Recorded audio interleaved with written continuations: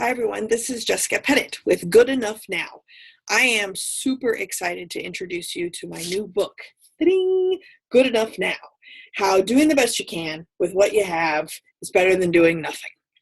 What's interesting is that, at least to me, is I've been doing social justice education and diversity work for probably the last 15 years. Whether I'm doing specific content based on identities or getting involved with each other, building inclusive communities, or doing broad stroke work around judgments, assumptions, and listening. What I have found is the common denominator is most of us are terrified of messing up. We're terrified of not being perfect, of offending someone, or just being frustrated that we have to constantly be trying not to offend someone. So here's what I did. I put together 15 years of my career life lessons into a book specifically about being good enough now. It's about trying to try and not waiting until you're perfect. So what I wanted to do is just to give you kind of a brief overview of the book so that you can find out if for sure this is something you'd be interested in. Chances are it will be. At least that's what's happened so far. My book actually will be in your hot little hands in April of 2017. I've already sold almost 1,000 copies of a book that doesn't even exist yet to go along with my speaking programs that I'm doing at conferences coming up in 2017. So a little bit about the book. First, it's divided into 3 sections: good, enough, and now. Good, the section really talks about a particular model that I use to kind of assess how we respond. What are our behavior patterns? It's not a personality assessment as much as it is a habitual behavior assessment tool that goes around being heady, hearty, action-oriented, or some combination of.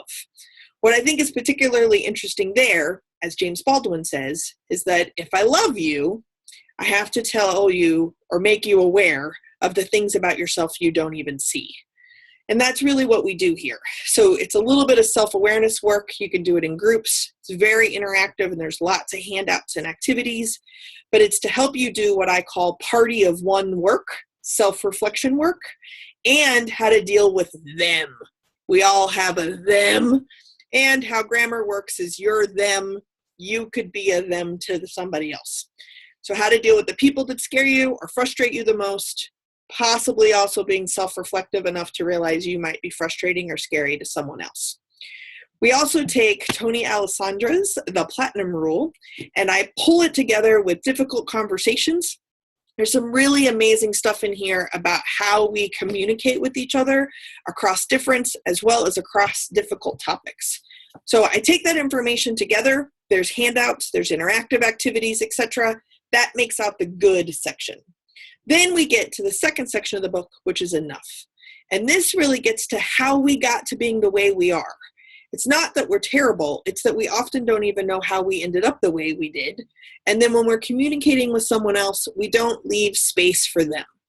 So we're going to talk a little bit about our crucible moments that have made us who and how we are.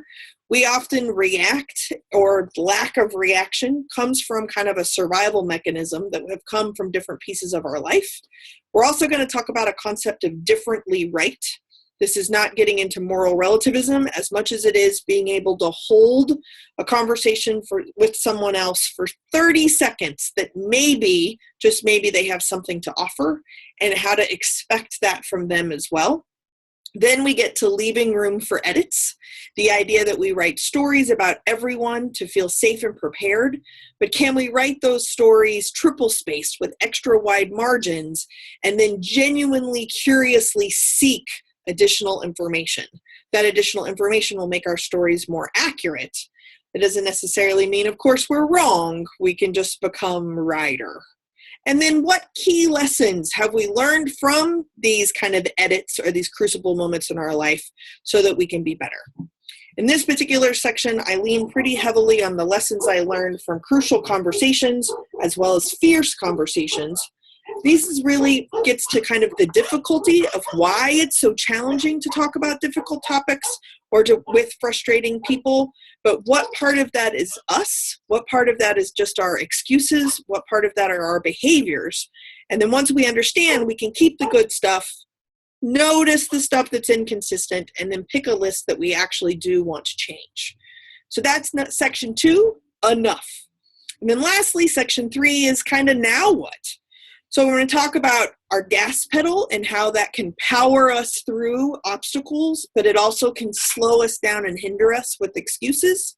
And talk about just being better. The idea of this exceptionalism, perfection, can really hinder our ability to communicate and connect with other people. So how to just be better, more consistently, and aware that we need to work. How to hold space for other people so that we can really be better listeners and allow a whole person to actually show up to our team or our work or our conversation or our interaction. That also allows us to hold space so our full self can show up. Then we really get to kind of a now what communication model that can how our communication and our habits actually impact our connections and our relationships. In this particular section, I pull everything together, really leaning on William James and the idea of becoming an imitatable thing. What if people wanted to be more like us? Instead of us wanting everyone to be like us, they actually want to be more like us because our generosity and our authenticity is so present that we actually are creating a more inclusive space for other people to come and join. That increases retention, that increases attention, the ability to be creative and innovative because someone's full self and full set of life resources can be present. In this section, we also look at courageous conversations. Collectively, these books, 4 of them about different kinds of conversations, are all about listening and identifying kind of how this conversation is going and how the person you're communicating with works. My book, Good Enough Now, takes that one step further into responsibility, intentions versus impact, and how together we can actually have a connection with our communication, conversation partners in our work, our personal life, but at the grocery store or in parking lots, and how we can actually be better because we really are, right now, the best tools we have. So if we can do the best we can with what we have, some of the time, it's better than nothing at all. All of the other diversity trainings that I've ever been to, and some of which I've even led, didn't work. Amazing people have come before me and you, and they didn't succeed. We still have work to do to build on the work and the steps of those that preceded us, as well as to help the people who are following us. If we can continue to try and believe that we are actually good enough now, I believe that will be all the difference in the world. Thank you again for your support. I look forward to being able to help you, help me, help other people really take ownership and responsibility and claim, if not reclaim, responsibility for who and how we are and how we show up. We are good enough now. Thank you very much. Jessica Pettitt from goodenoughnow.com.